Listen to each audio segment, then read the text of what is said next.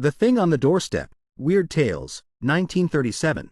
It is true that I have sent 6 bullets through the head of my best friend, and yet I hope to show by this statement that I am not his murderer. At first I shall be called a madman, madder than the man I shot in his cell at the Arkham Sanitarium. Later some of my readers will weigh each statement, correlate it with the known facts, and ask themselves how I could have believed otherwise than I did after facing the evidence of that horror, that thing on the doorstep. Until then I also saw nothing but madness in the wild tales I have acted on. Even now I ask myself whether I was misled, or whether I am not mad after all. I do not know, but others have strange things to tell of Edward and Asenath Derby, and even the stolid police are at their wits' ends to account for that last terrible visit. They have tried weakly to concoct a theory of a ghastly jest or warning by discharged servants, yet they know in their hearts that the truth is characteristic way of ringing the doorbell or sounding the knocker that grew to be a veritable code signal, so that after dinner I always listened for the familiar 3 brisk strokes followed by 2 more after a pause. Less frequently I would visit at his house and note with envy the obscure volumes in his constantly growing library. Derby went through Miskatonic University in Arkham since his parents would not let him board away from them. He entered at 16 and completed his course in 3. Evil. This was the person who had driven my car through the night 5 months before, the person I had not seen since that brief call when he had forgotten the old-time doorbell signal and stirred such nebulous fears in me, and now he filled me with the same dim feeling of blasphemous alienage and ineffable cosmic hideousness. He spoke affably of arrangements for release, and there was nothing for me to do but assent, despite some remarkable gaps in his recent memories. Yet I felt that something was terribly, inexplicably wrong and abnormal. There were horrors in this thing that I could not reach. This was a sane person, but was it indeed the Edward Derby I had known? If not, who or what was it, and where was Edward? Ought it to be free or confined, or ought it to be extirpated from the face of the earth? There was a hint of the abysmally sardonic in everything the creature said. The Asenath-like eyes lent a special and baffling mockery to certain words about the early liberty earned by an especially close confinement. I must have behaved very awkwardly, and was glad to beat a retreat. All that day and the next I racked my brain over the problem. What had happened? What sort of mind looked out through those alien eyes in Edward's face? I could think of nothing but this dimly terrible enigma, and gave up all efforts to perform my usual work. The second morning the hospital called up to say that the recovered patient was unchanged, and by evening I was close to a nervous collapse, a state I admit, though others will vow it colored my subsequent vision. I have nothing to say on this point except that no madness of mine could account for all the evidence. It was in the night after that second evening that stark, utter horror burst over me and weighted my spirit with a black, clutching panic from which it can never shake free. It began with a telephone call just before midnight. I was the only one up, and sleepily took down the receiver in the library. No one seemed to be on the wire, and I was about to hang up and go to bed when my ear caught a very faint suspicion of sound at the other end. Was someone trying under great difficulties to talk? As I listened I thought I heard a sort of half-liquid bubbling noise, glub, glub, glub, which had an odd suggestion of inarticulate, unintelligible word and syllable divisions. I called, "Who is it?" But the only answer was, glub, glub, glub glub. I could only assume that the noise was mechanical. But fancying that it might be a case of a broken instrument able to receive but not to send, I added, "I can't hear you. Better hang up and try information." Immediately I heard the receiver go on the hook at the other end. This, I say, was just about midnight. When the call was traced afterward it was found to come from the old Crowninshield house, though it was fully half a week from the housemaid's day to be there. I shall only hint what was found at that house: the upheaval in a remote cellar storeroom, the tracks, the dirt, the hastily rifled wardrobe, the baffling marks on the telephone, the clumsily used stationery, and the detestable stench lingering over everything. The police, poor fools, have their smug little theories, and are still searching for those sinister discharged servants, who have dropped out of sight amidst the present furore. They speak of a ghoulish revenge for things that were done, and say I was included because I was Edward's best friend and advisor. Idiots. Do they fancy those brutish clowns could have forged that handwriting? Do they fancy they could have brought what later came? Are they blind to the changes in that body that was Edward's? As for me, I now believe all that Edward Derby ever told me. There are horrors beyond life's edge that we do not suspect, and once in a while man's evil prying calls them just within our range. Ephraim, as Senate, that devil called them in, and they engulfed Edward as they are engulfing me. Can I be sure that I am safe? Those powers survive the life of the physical form. The next day, in the afternoon, when I pulled out of my prostration and was able to walk and talk coherently, I went to the madhouse and shot him dead for Edward's and the world's sake. But can I be sure till he is cremated? They are keeping the body for some silly autopsies by different doctors, but I say he must be cremated. He must be cremated, he who was not Edward Derby when I shot him. I shall go mad if he is not, for I may be the next. But my will is not weak, and I shall not let it be undermined by the terrors I know are seething around it. One life, Ephraim, Asenath, and Edward, who now? I will not be driven out of my body. I will not change souls with that bullet-ridden lich in the madhouse, but let me try to tell coherently of that final horror. I will not speak of what the police persistently ignored, the tales of that dwarfed, grotesque, malodorous thing met by at least 3 wayfarers in High Street just years, majoring in English and French literature and receiving high marks in everything but mathematics and the sciences. He mingled very little with the other students, though looking enviously at the daring, or bohemian, set, whose superficially smart language and meaningless ironic pose he aped, and whose dubious conduct he wished he dared adopt. What he did do was to become an almost fanatical devotee of subterranean magical lore, for which Miskatonic's library was and is famous. Always before 2 o'clock, and the nature of the single footprints in certain places. I will say only that just about 2 the doorbell and knocker waked me, doorbell and knocker both, APLIED alternately and uncertainly in a kind of weak desperation, and each trying to keep Edward's old signal of 3 and 2 strokes. Roused from sound sleep, my mind leapt into a turmoil. Derby at the door, and remembering the old code. That new personality had not remembered it.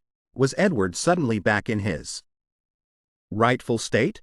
Why was he here in such evident stress and haste? Had he been released ahead of time, or had he escaped? Perhaps, I thought as I flung on a robe and bounded downstairs, his return to his own self had brought raving and violence, revoking his discharge and driving him to a desperate dash for freedom. Whatever had happened, he was good old Edward again, and I would help him. When I opened the door into the elm-arched blackness, a gust of insufferably fetid wind almost flung me prostrate. I choked in nausea, and for a second scarcely saw the dwarfed, humped figure on the steps. The summons had been Edward's, but who was this foul, stunted parody? Where had Edward had time to go? His ring had sounded only a second before the door opened. The collar had on one of Edward's overcoats, its bottom almost touching the ground, and its sleeves rolled back yet still covering the hands. On the head was a slouch hat pulled low, while a black silk muffler concealed the face. As I stepped unsteadily forward, the figure made a semi-liquid sound like that I had heard over the telephone, glub, glub, and thrust at me a large, closely written paper impaled on the end of a long pencil. Still reeling from the morbid and unaccountable fetor, I seized the paper and tried to read it in the light from the doorway. Beyond question, it was in Edward's script.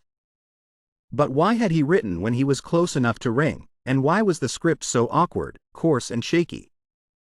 I could make out nothing in the dim half-light, so edged back into the hall, the dwarf figure clumping mechanically after but pausing on the inner door's threshold. The odor of this singular messenger was really appalling, and I hoped, not in vain, thank God, that my wife would not wake and confront it. Then, as I read the paper, I felt my knees give under me and my vision go black. I was lying on the floor when I came to, that accursed sheet still clutched in my fear-rigid hand. This is what it said. Dan, go to the sanitarium and kill it. Exterminate it. It isn't Edward Derby anymore. She got me, it's Asenath, and she has been dead 3 months and a half. I lied when I said she had gone away. I killed her. I had to. It was sudden, but we were alone and I was in my right body. I saw a candlestick and smashed her head in. She would have got me for good at Hallowmas. I buried her in the farther cellar storeroom under some old boxes and cleaned up all the traces. The servants suspected next morning, but they have such secrets that they dare not tell the police. I sent them off, but God knows what they, and others of the cult, will do. I thought for a while I was all right, and then I felt the tugging at my brain. I knew what it was, I ought to have remembered. A soul like hers, or Ephraim's, is half detached, and keeps right on after death as long as the body lasts. She was getting me, making me change bodies with her seizing my body and purting me in that corpse of hers buried in the cellar. I knew what was coming, that's why I snapped and had to go to the asylum. Then it came, I found myself choked in the dark, in Asenath's rotting carcass down there in the cellar under the boxes where I put it. And I knew she must be in my body at the sanitarium, permanently, for it was after Hallowmas, and the sacrifice would work even without her being there, sane, and ready for release as a menace to the world. I was desperate, and in spite of everything I clawed my way out. I'm too far gone to talk, I couldn't manage to telephone, but I can still write. I'll get fixed up somehow and bring this last word and warning. Kill that fiend if you value the peace and comfort of the world. See that it is cremated. If you don't, it will live on and on, body to body forever, and I can't tell you what it will do. Keep clear of black magic, Dan, it's the devil's business. Goodbye, you've been a great friend. Tell the police whatever they'll believe, and I'm damnably sorry to drag all this on you. I'll be at peace before long. This thing won't hold together much more. Hope you can read this. And kill that thing. Kill it. Yours, Ed. It was only afterward that I read the last half of this paper, for I had fainted at the end of the 3rd paragraph. I fainted again when I saw and smelled what cluttered up the threshold where the warm air had struck it. The messenger would not move or have consciousness any more, the butler. Dweller on the surface of fantasy and strangeness, he now delved deep into the actual runes and riddles left by a fabulous past for the guidance or puzzlement of posterity. He read things like the frightful Book of Iban, the Unaussprechlichen Kulten of von Junst, and the forbidden Necronomicon of the mad Arab Abdul al-Hazred, though he did not tell his parents he had seen them. Edward was 20 when my son and only child was born, and seemed pleased when I named the newcomer Edward Derby Upton. Tougher fibered than I, did not faint at what met him in the hall in the morning. Instead, he telephoned the police. When they came, I had been taken upstairs to bed, but the other mass lay where it had collapsed in the night. The men put handkerchiefs to their noses. What they finally found inside Edward's oddly assorted clothes was mostly liquescent horror. There were bones, too, and a crushed-in skull. Some dental work positively identified the skull as Asenath's. After him, by the time he was 25, Edward Derby was a prodigiously learned man and a fairly well-known poet and fantasy-stay, though his lack of contacts and responsibilities had slowed down his literary growth by making his products derivative and over-bookish. I was perhaps his closest friend, finding him an inexhaustible mine of vital theoretical topics, while he relied on me for advice in whatever matters he did not wish to refer to his parents. He remained single, more through shyness, inertia, and parental protectiveness than through inclination, and moved in society only to the slightest and most perfunctory extent. When the war came, both health and ingrained timidity kept him at home. I went to Plattsburgh for a commission but never got overseas, so the years wore on. Edward's mother died when he was 34, and for months he was incapacitated by some odd psychological malady. His father took him to Europe, however, and he managed to pull out of his trouble without visible effects. Afterward, he seemed to feel a sort of grotesque exhilaration, as if of partial escape from some unseen bondage. He began to mingle in the more advanced college set despite his middle age, and was present at some extremely wild doings, on one occasion paying heavy blackmail, which he borrowed of me, to keep his presence at a certain affair from his father's notice. Some of the whispered rumors about the wild Miskatonic set were extremely singular.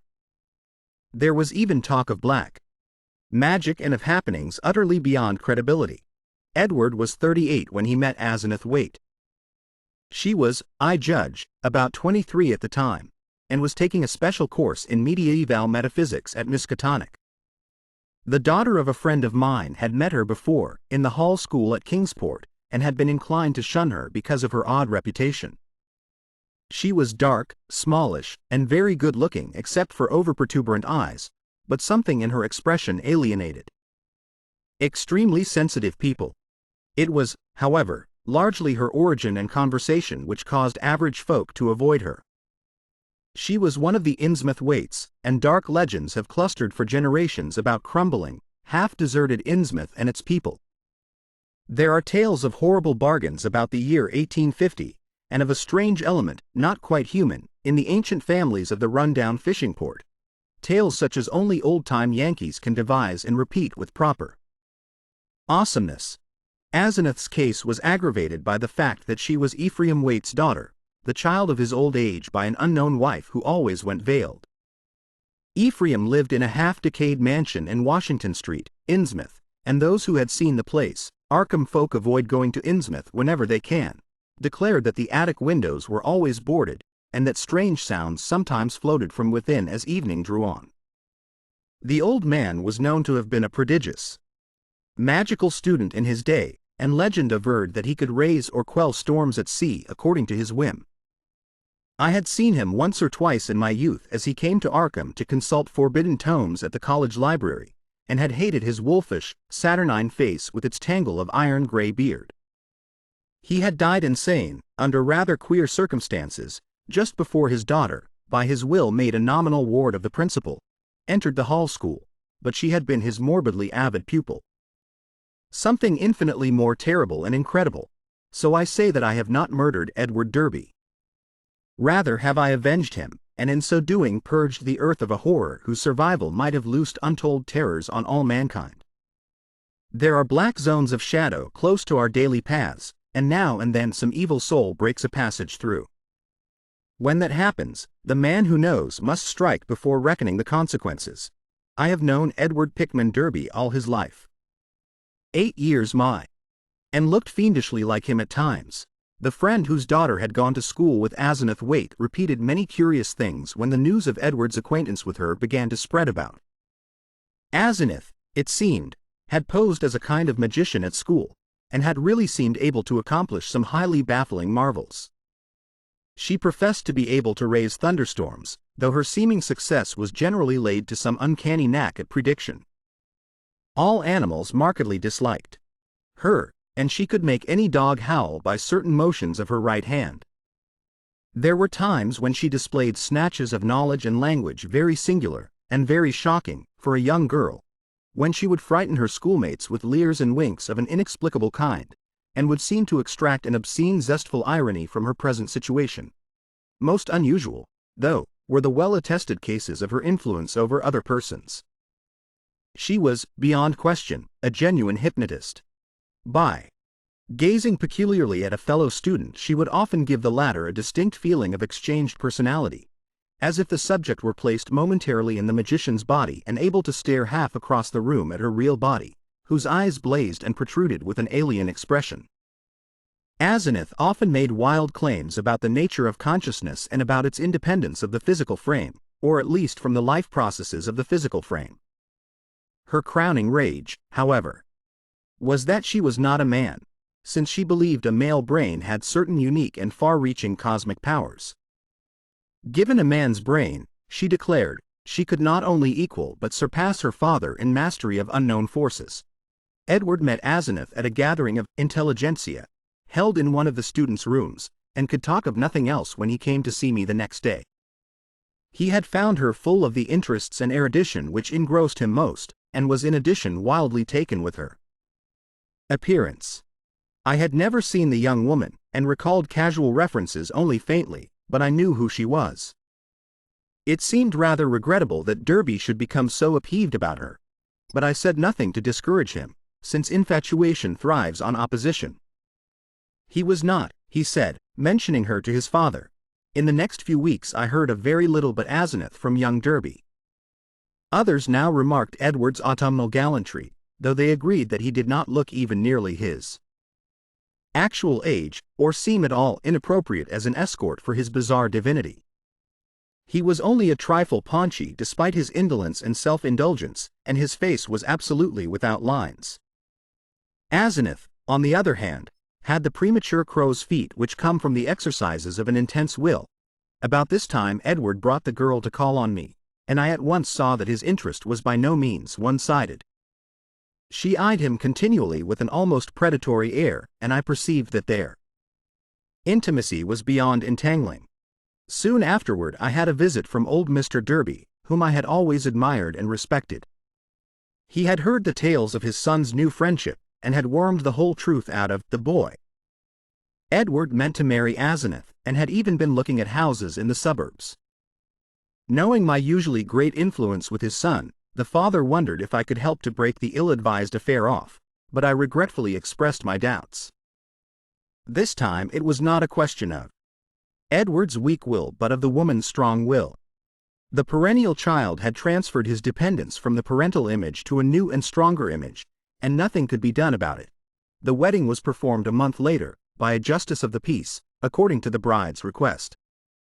Mr. Derby, at my advice, offered no opposition, and he, my wife, my son, and I attended the brief ceremony, the other guests being wild young people from the college.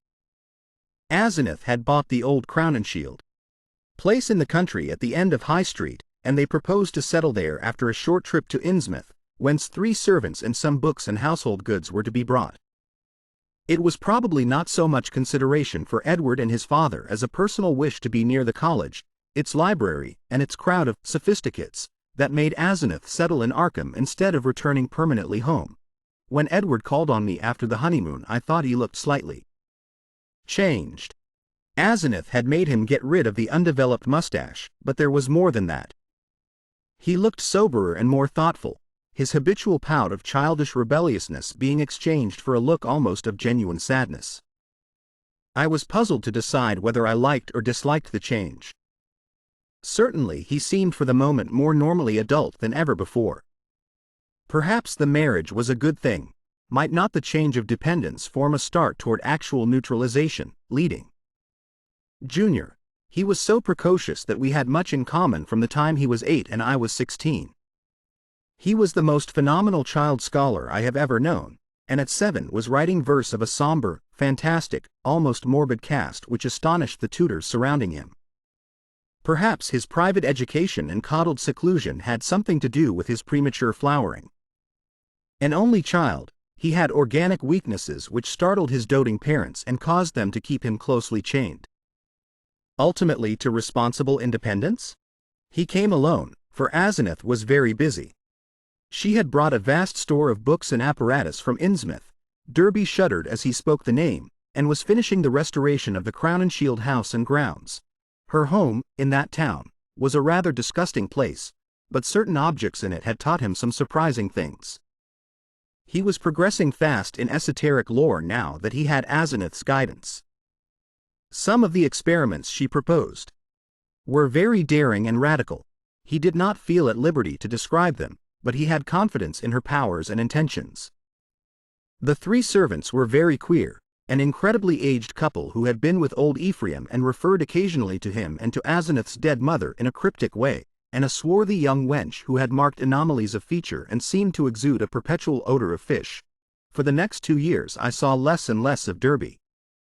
A fortnight would sometimes slip by without the familiar 3 and 2 strokes at the front door, and when he did call, or when, as happened with increasing infrequency, I called on him, he was very little disposed to converse on vital topics. He had become secretive about those occult studies which he used to describe and discuss so minutely, and preferred not to talk of his wife. She had aged tremendously since her marriage, till now, oddly enough, she seemed the elder of the 2.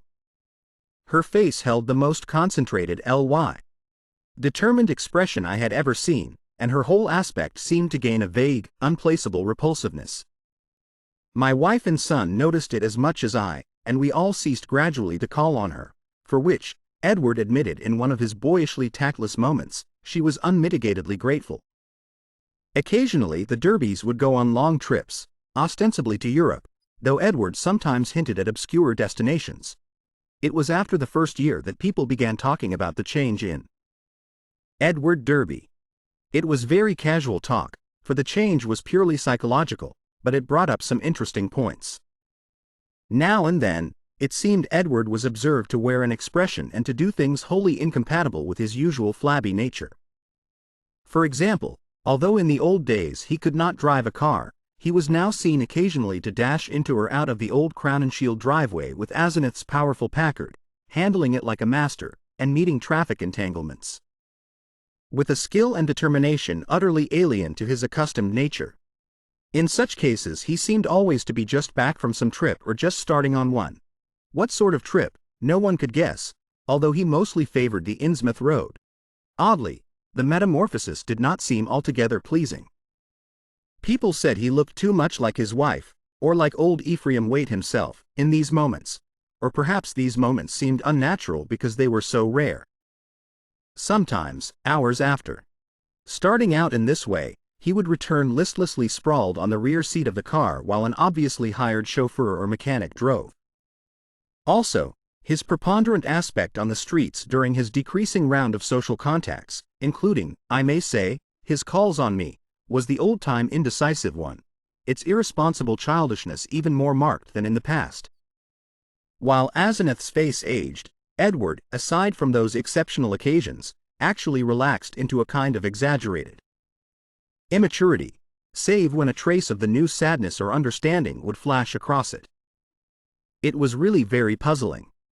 Meanwhile, the Derbys almost dropped out of the gay college circle, not through their own disgust, we heard, but because something about their present studies shocked even the most callous of the other decadents.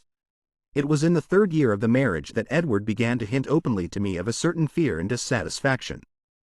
He would let fall remarks about things going too far, and would talk darkly about the need of gaining his identity. At first I ignored such references, but in time I began to question him guardedly, remembering what my friend's daughter had said about Asenath's hypnotic influence over the other girls at school, the cases where students had thought they were in her body looking across the room at themselves.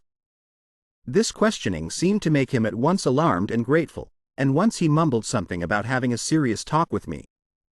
Later. About this time old Mr. Derby died, for which I was afterward very thankful. Edward was badly upset, though by no means disorganized. He had seen astonishingly little of his parents since his marriage, for Asenath had concentrated in herself all his vital sense of family linkage. Some called him callous in his loss, especially since those jaunty and confident moods in the car began to increase. He now wished to move back into the old family mansion, but Asenath insisted on staying to their side. He was never allowed out without his nurse, and seldom had a chance to play unconstrainedly with other children. All this doubtless fostered a strange secretive life in the boy, with imagination as his one avenue of freedom. At any rate, his juvenile learning was prodigious and bizarre, and his facile writings such as to captivate me despite my greater age. About that time I had leanings toward art of a somewhat grotesque cast, and I found in this younger child a rare kindred. Crown and Shield house to which she had become well adjusted. Not long afterward my wife heard a curious thing from a friend, one of the few who had not dropped the Derbys. She had been out to the end of High Street to call on the couple, and had seen a car shoot briskly out of the drive with Edward's oddly confident and almost sneering face above the wheel. Ringing the bell, she had been told by the repulsive wench that Asenath was also out, but had chanced to look at the house in leaving. There, at one of Edward's library windows, she had glimpsed a hastily withdrawn face, a face whose expression of pain, defeat, and wistful hopelessness was poignant beyond description. It was incredibly enough in view of its usual domineering cast, Asenath's, yet the caller had vowed that in that instant the sad, muddled eyes of poor Edward were gazing out from it. Edward's calls now grew a trifle more frequent, and his hints occasionally became concrete. What he said was not to be believed, even in centuried and legend-haunted Arkham, but he threw out his dark lore with a sincerity and convincingness which made one fear for his sanity. He talked about terrible meetings in lonely places, of cyclopean ruins in the heart of the Maine woods beneath which vast staircases led down to abysses of nighted secrets, of complex angles that led through invisible walls to other regions of space and time, and of hideous exchanges of personality that permitted explorations in remote and forbidden places. On other worlds, and in different space-time continua, he would now and then back up certain crazy hints by exhibiting objects which utterly nonplussed me, elusively colored and bafflingly textured objects like nothing ever heard of on Earth, whose insane curves and surfaces answered no conceivable purpose, and followed no conceivable geometry. These things, he said, came from outside, and his wife knew how to get them. Sometimes, but always in frightened and ambiguous whisper, he would suggest things about old Ephraim Waite, whom he had seen occasionally at the college library in the old days. These adumbrations were never specific, but seemed to revolve around some especially horrible doubt as to whether the old wizard were really dead, in a spiritual as well as corporeal sense. At times, Derby would halt abruptly in his revelations, and I wondered whether Asenath could possibly have divined his speech at a distance and cut him off through some unknown sort of telepathic mesmerism, some power of the kind she had displayed at school. Certainly, she suspected that he told me things, for as the weeks passed she tried to stop his visits with words and glances of a most inexplicable potency. Only with difficulty could he get to see me, for although he would pretend to be going somewhere else, some invisible force would generally clog his motions or make him forget his destination for the time being. His visits usually came when Asenath was way away in her own body, as he once oddly put it. She always found out later. The servants watched his goings and coming, but evidently she thought it inexpedient to do anything drastic. Derby had been married more than 3 years on that August day when I got that telegram from Maine. I had not seen him for 2 months, but had heard he was away, on business. Asenath was supposed to be with him, though watchful gossip declared there was someone upstairs in the house behind the doubly curtained windows. They had watched the purchases made by the servants. And now the town marshal of Chesuncook had wired of the draggled madman who stumbled out of the woods with delirious ravings and screamed to me for protection. It was Edward, and he had been just able to recall his own name and address. Chesuncook is close to the wildest, deepest, and least explored forest belt in Maine, and it took a whole day of feverish jolting through fantastic and forbidding scenery to get there in a car.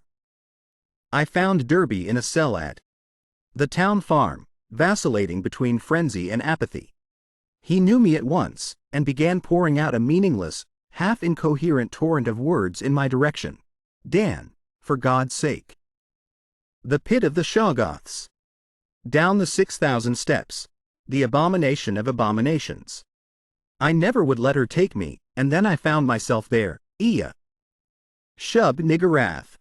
The shape rose up from the altar, and there were 500 that howled. The hooded thing bleated, Comig. Comig? That was old Ephraim's secret name in the coven. I was there, where she promised she wouldn't take me, a minute before I was locked in the library, and then I was there where she had gone with my body, in the place of utter blasphemy, the unholy pit where the black realm begins and the watcher guards the gate. I saw a Shoggoth. It changed shape. I can't stand it. I'll kill her if she ever sends me there again. I'll kill that entity. Her, him, it. I'll kill it. I'll kill it with my own hands. It took me an spirit. What lay behind our joint love of shadows and marvels was, no doubt, the ancient, moldering, and subtly fearsome town in which we live, witch-cursed, legend-haunted Arkham, whose huddled, sagging gambrel roofs and crumbling Georgian balustrades brood out the centuries beside the darkly muttering Miskatonic. As time went by, I turned to architecture and gave up my design of illustrating a book of Edward's demoniac poems, yet our comradeship suffered no lessening. Young Derby's odd genius. Hour to quiet him, but he subsided at last. The next day I got him decent clothes in the village, and set out with him for Arkham. His fury of hysteria was spent, and he was inclined to be silent, though he began muttering darkly to himself when the car passed through Augusta, as if the sight of a city aroused unpleasant memories. It was clear that he did not wish to go home, and considering the fantastic delusions he seemed to have about his wife, delusions undoubtedly springing from some actual hypnotic ordeal to which he had been subjected, I thought it would be better if he did not. I resolved, put him up myself for a time, no matter what unpleasantness it would make with Asenath. Later I would help him get a divorce, for most assuredly there were mental factors which made this marriage suicidal for him. When we struck open country again, Derby's muttering faded away, and I let him nod and drowse on the seat beside me as I drove, during our sunset dash through Portland. The muttering commenced again, more distinctly than before, and as I listened I caught a stream of utterly insane drivel about Asenath. The extent to which she had preyed on Edward's nerves was plain, for he had woven a whole set of hallucinations around her. His present predicament, he mumbled furtively, was only one of a long series. She was getting hold of him, and he knew that someday she would never let go.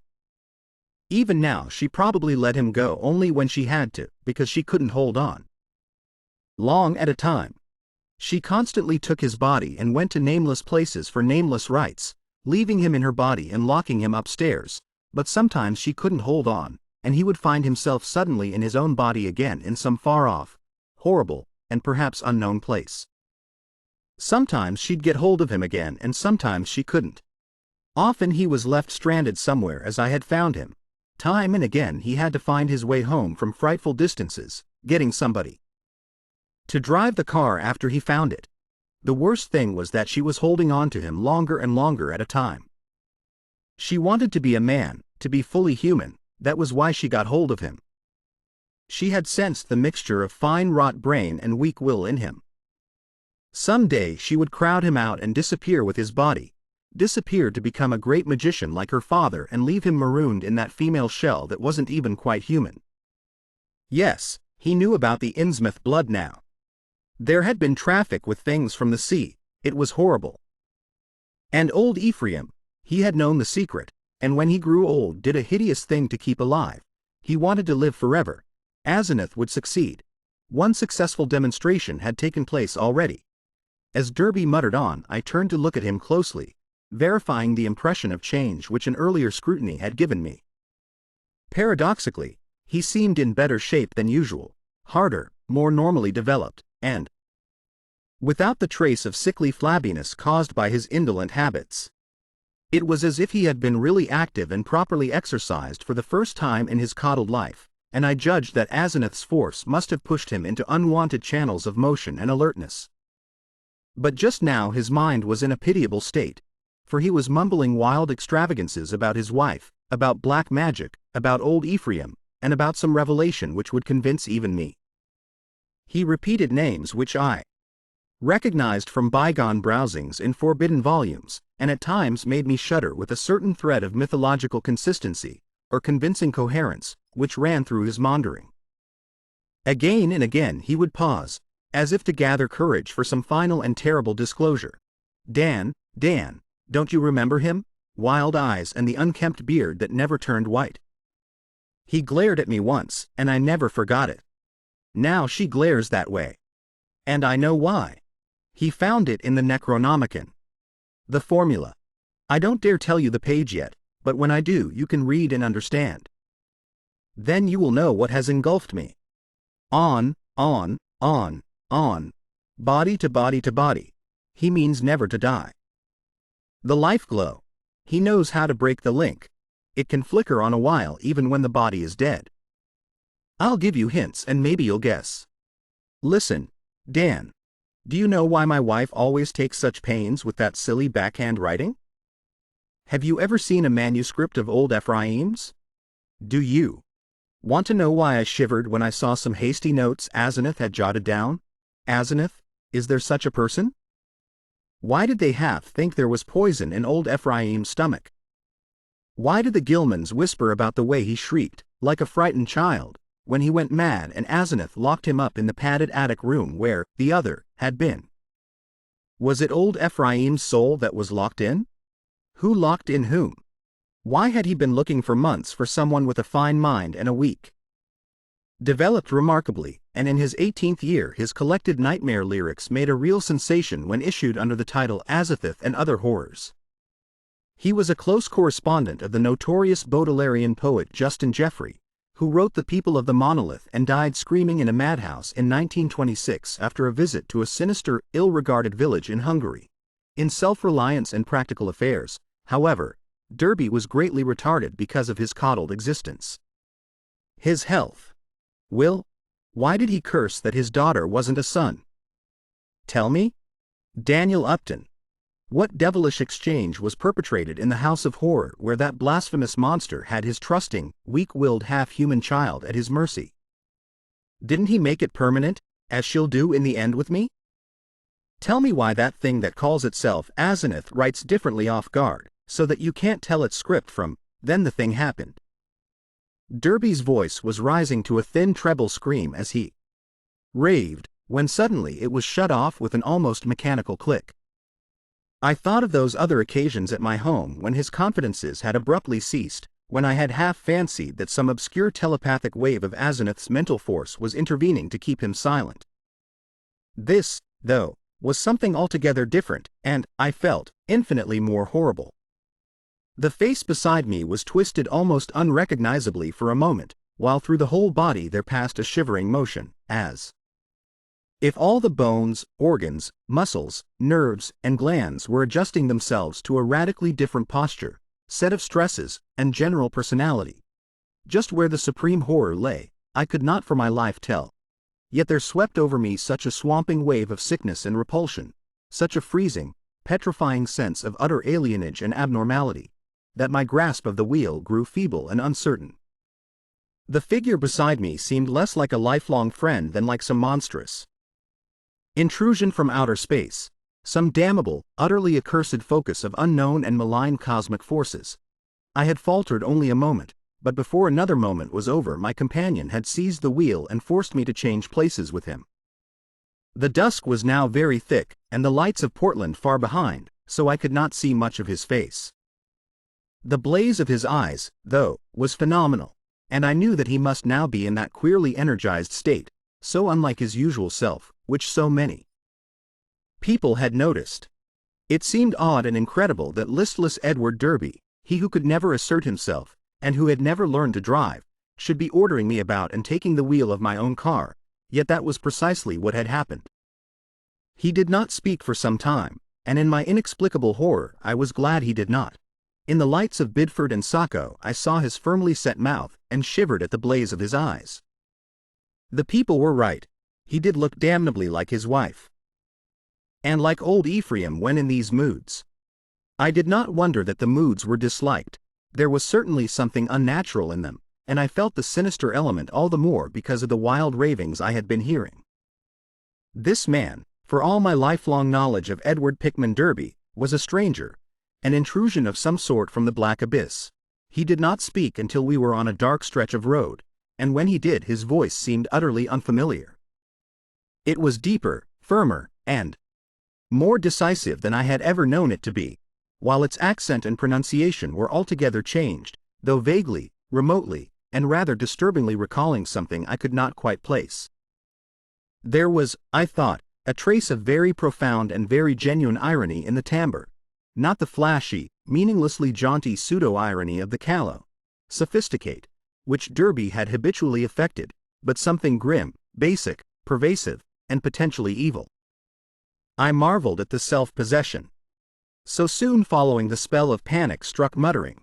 "I hope you'll forget my attack back there, Upton," he was saying. "You know what my nerves are, and I guess you can excuse such things. I'm enormously grateful, of course, for this lift home. And you must forget, too, any crazy things I may have been saying about my wife, and about things in general.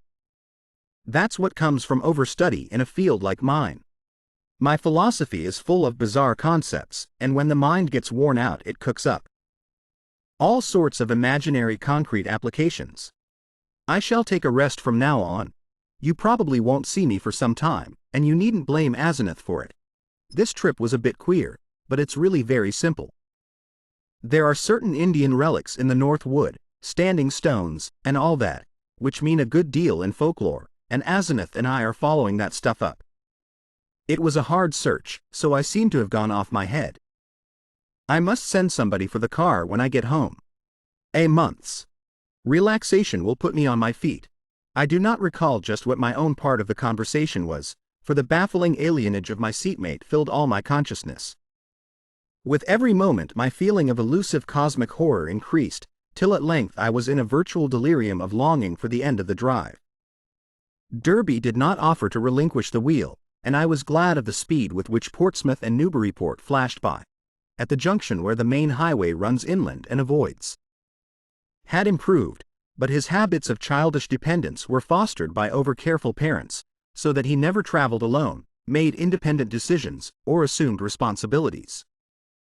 It was early seen that he would not be equal to a struggle in the business or professional arena, but the family fortune was so ample that this formed no tragedy. As he grew to years of manhood, he retained a deceptive aspect of boyishness. Blond and blue-eyed, he had the fresh complexion of a child, and his attempt to Innsmouth, I was half afraid my driver would take the bleak shore road that goes through that damnable place. He did not, however, but darted rapidly past Rowley and Ipswich toward our destination. We reached Arkham before midnight, and found the lights still on at the old Crown and Shield house. Derby left the car with a hasty repetition of his thanks, and I drove home alone with a curious feeling of relief. It had been a terrible drive, all the more terrible because I could not quite tell why. And I did not regret Derby's forecast of a long absence from my company. The next 2 months were full of rumors. People spoke of seeing Derby more and more in his new energized state, and Asenath was scarcely ever in to her callers. I had only one visit from Edward, when he called briefly in Asenath's car, duly reclaimed from wherever he had left it in Maine, to get some books he had lent me. He was in his new state, and paused only long enough for some evasively polite remarks. It was plain that he had nothing to discuss with me when in this condition, and I noticed that he did not even trouble to give the old 3 and 2 signal when ringing the doorbell. As on that evening in the car, I felt a faint, infinitely deep horror which I could not explain, so that his swift departure was a prodigious relief. In mid-September, Derby was away for a week, and some of the decadent college set talked knowingly of the matter, hinting at a meeting with a notorious cult leader, lately expelled from England, who had established headquarters in New York.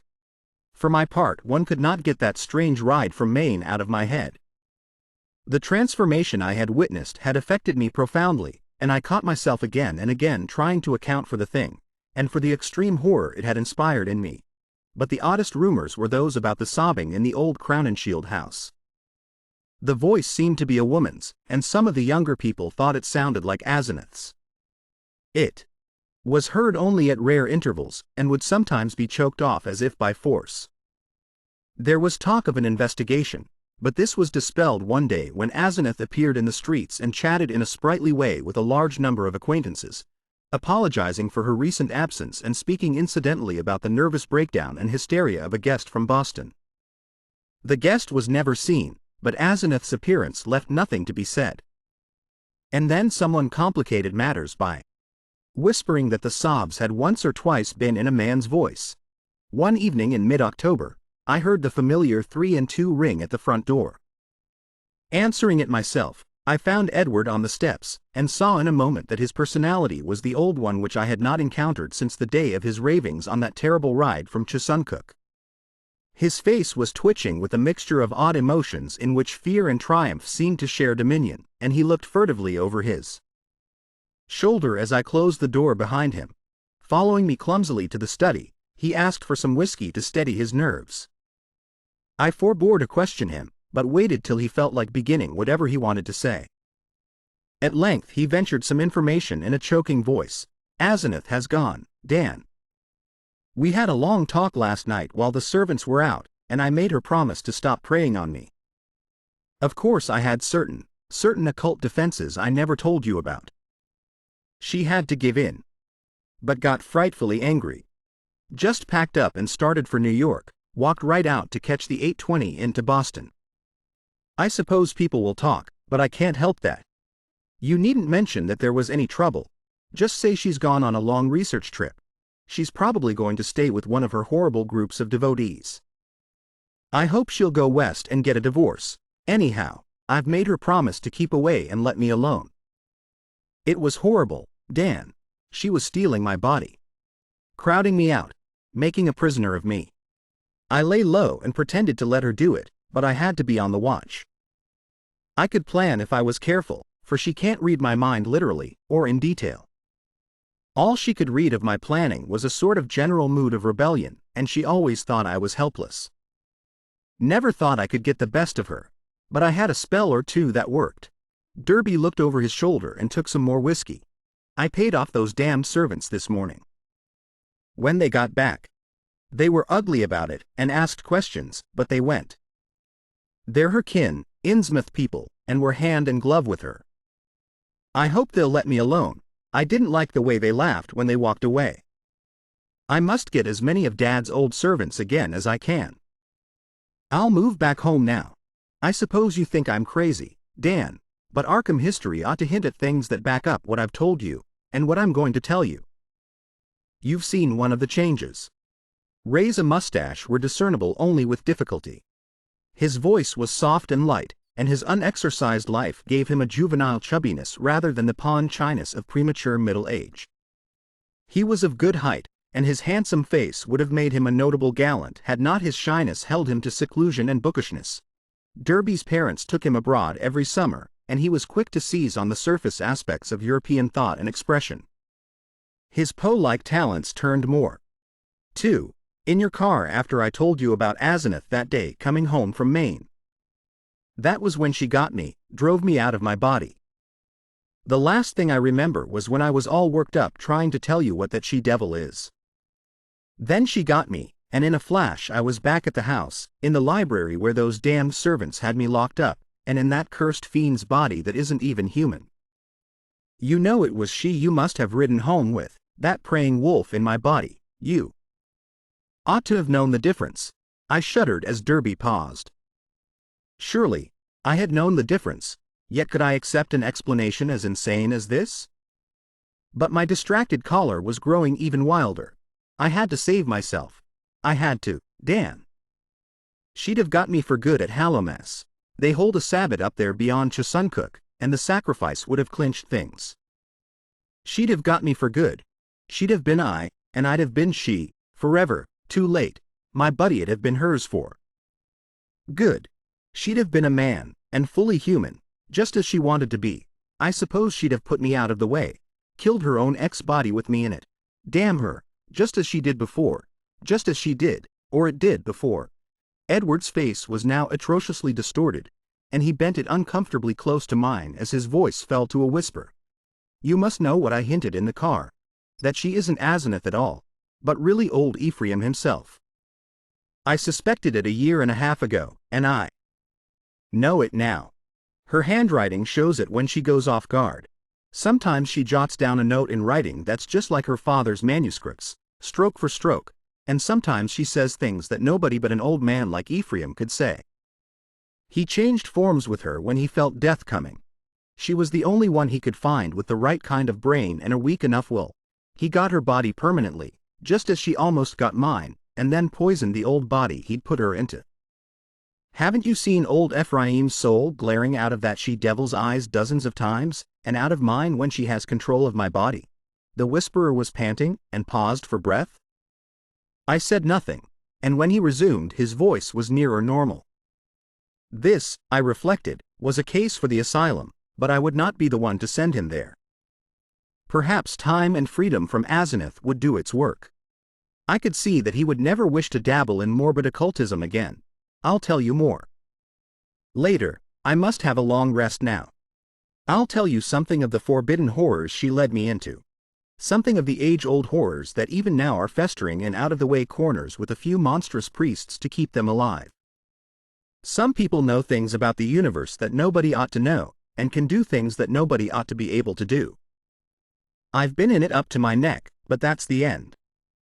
Today I'd burn that damned Necronomicon and all the rest if I were librarian at Miskatonic, but she can't get me now. I must get out of that accursed house as soon as I can, and settle down at home. You'll help me, I know, if I need help. Those devilish servants, you know, and if people should get too inquisitive about Asenath. You see, I can't give them her address. Then there are certain groups of searchers, certain cults, you know, that might misunderstand our breaking up. Some of them have damnably curious ideas and methods. I know you'll stand by me if anything happens, even if I have to tell you a lot that will shock you. I had Edward stay and sleep in one of the guest chambers that night, and in the morning he seemed calmer. We discussed certain possible arrangements for his moving back into the Derby mansion, and I hoped he would lose no time in making the change. He did not call the next evening, but I saw him frequently during the ensuing weeks. We talked as little as possible about strange and unpleasant things, but discussed the renovation of the old Derby house and the travels which Edward promised to take with my son and me the following summer. Of Asenath we said almost nothing, for I saw that the subject was a peculiarly disturbing one. Gossip, of course, was rife, but that was no novelty in connection with the strange ménage at the old Crown and Shield house. One thing I did not like was what Derby's banker let fall in an over-expansive mood at the Miskatonic Club, about the checks Edward was sending regularly to a Moses and Abigail Sargent and a Eunice Babson in Innsmouth. That looked as if those evil-faced servants were extorting some kind of tribute from him, yet he had not mentioned the matter to me. I wished that the summer and my son's Harvard vacation would come, so that we could get Edward to Europe. He was not, I soon saw, mending as rapidly as I had hoped he would, for there was something a bit hysterical in his occasional exhilaration, while his moods of fright and depression were altogether too, and more toward the decadent, and other artistic sensitiveness and yearnings were half aroused in him. We had great discussions in those days. I had been through Harvard, had studied in a Boston architect's office, had married, and had finally returned to Arkham to practice my profession, settling in the family homestead in Saltonstall Street since my father had moved to Florida for his health. Edward used to call almost every evening, till I came to regard him as one of the household. He had a frequent. The old Derby house was ready by December, yet Edward constantly put off moving. Though he hated and seemed to fear the Crown and Shield place, he was at the same time queerly enslaved by it. He could not seem to begin dismantling things, and invented every kind of excuse to postpone action. When I pointed this out to him he appeared unaccountably frightened. His father's old butler, who was there with other reacquired servants, told me one day that Edward's occasional prowlings about the house, and especially down cellar, looked odd and unwholesome to him. I wondered if Asenath had been writing disturbing letters, but the butler said there was no mail which could have come from her. It was about Christmas that Derby broke down one evening while calling on me. I was steering the conversation toward next summer's travels when he suddenly shrieked and leapt up from his chair with a look of shocking, uncontrollable fright, a cosmic panic and loathing such as only the nether gulfs of nightmare could bring to any sane mind. My brain. God, Dan. It's tugging. From beyond. Knocking. Clawing. That she-devil. Even now. Ephraim. Comeg. The pit of the Shoggoths. Ea. Shub Niggurath. The goat with 1,000 young. The flame, beyond body, beyond life, in the earth. Oh, God. I pulled him back to his chair and poured some wine down his throat as his frenzy sank to a dull apathy. He did not resist, but kept his lips moving as if talking to himself. Presently I realized that he was trying to talk to me, and bent my ear to his mouth to catch the feeble words. Again, she's trying. I might have known. Nothing can stop that force. Not distance nor magic, nor death. It comes and comes. Mostly in the night. I can't leave. It's horrible. Oh, God, Dan. If you only knew as I do just how horrible it is. When he had slumped down into a stupor I propped him with pillows and let normal sleep overtake him. I did not call a doctor, for I knew what would be said of his sanity, and wished to give nature a chance if I possibly could.